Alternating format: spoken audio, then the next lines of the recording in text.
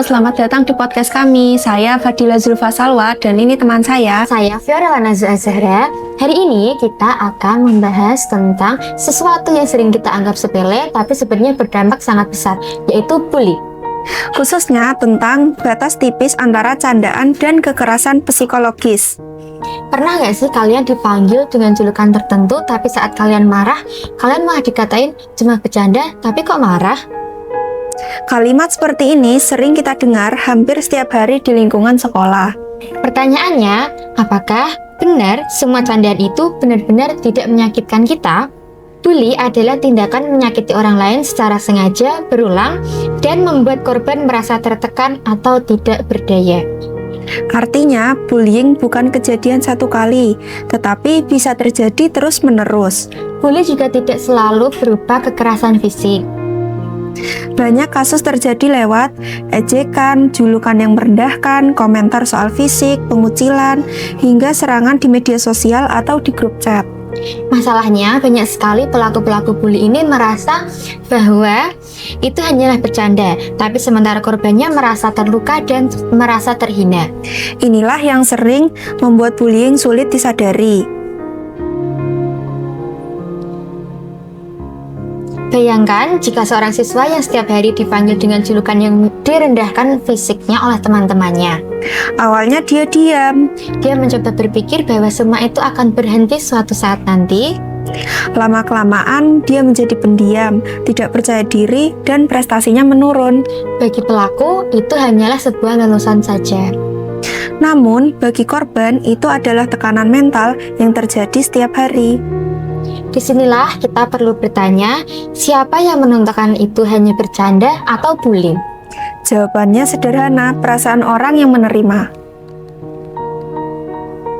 Bully itu bukan suatu hal yang sepele ya teman-teman, itu tuh suatu hal yang sangat berdampak besar dan serius ya, seperti stres, kecemasan, terus merasa rendah diri, depresi, menarik diri dari pergaulan, bahkan ada juga yang berkeinginan untuk berhenti sekolah dan lain-lain.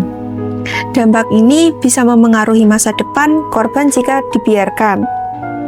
Lingkungan sekolah itu seharusnya menjadi tempat yang aman, nyaman, bukan sesuatu hal yang menakutkan.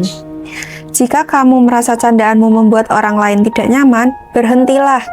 Jika kamu menjadi korban, jangan takut untuk bicara kepada orang yang kamu percaya ya teman-teman, kayak teman kalian, guru, wali kelas, atau biasanya kan ke bimbingan konseling di sekolah kita. Dan jika kamu melihat bullying terjadi, jangan hanya menjadi penonton. Sikap diam itu justru hanya memperpanjang luka saja. Mulailah dari hal kecil, gunakan kata yang baik, hargai perbedaan, dan jadilah teman yang aman. Bullying sering dianggap sepele karena terjadi setiap hari, tapi justru karena dianggap biasa, dampaknya sering tidak disadari. Banyak banget korban yang milih diem, nggak ngomong ke siapa-siapa karena dianggap takutnya tuh kayak lebay, terus takut dibalas, atau malah nggak dipercaya sama orang, nggak didengerin omongannya. Padahal, diam bukan berarti kuat. Diam kadang justru membuat luka semakin dalam. Bully itu nggak selalu berupa kekerasan fisik. Kata-kata, tatapan, bahkan sikap mengucilkan itu juga termasuk bully. Misalnya, memanggil teman dengan julukan yang tidak dia suka, menertawakan kekurangannya, atau menyebarkan cerita tanpa izin. Candaan yang sehat itu membuat semua orang tertawa, bukan membuat satu orang merasa direndahkan. Seringkali pelaku bullying tidak sadar bahwa apa yang mereka lakukan sudah melukai perasaan orang lain. Karena itu penting bagi kita untuk lebih peka. Jika teman terlihat berubah, lebih pendiam atau sering menyendiri, bisa jadi dia sedang mengalami bully.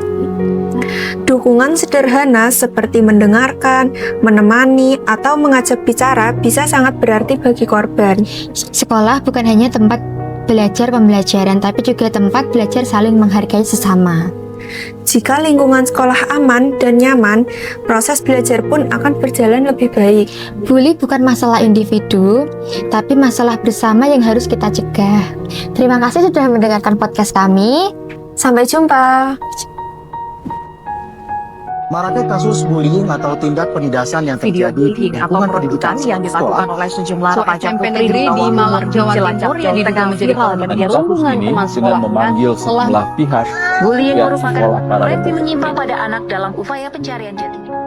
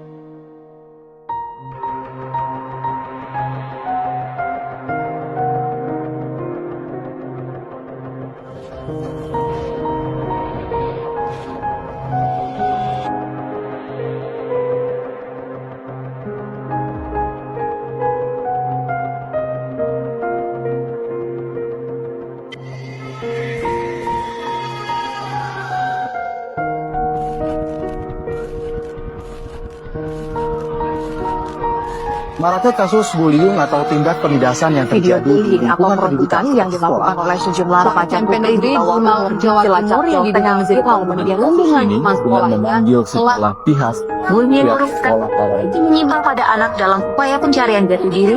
Peran pendidikan di keluarga dan sekolah sangat diperlukan sebagai penyeimbang.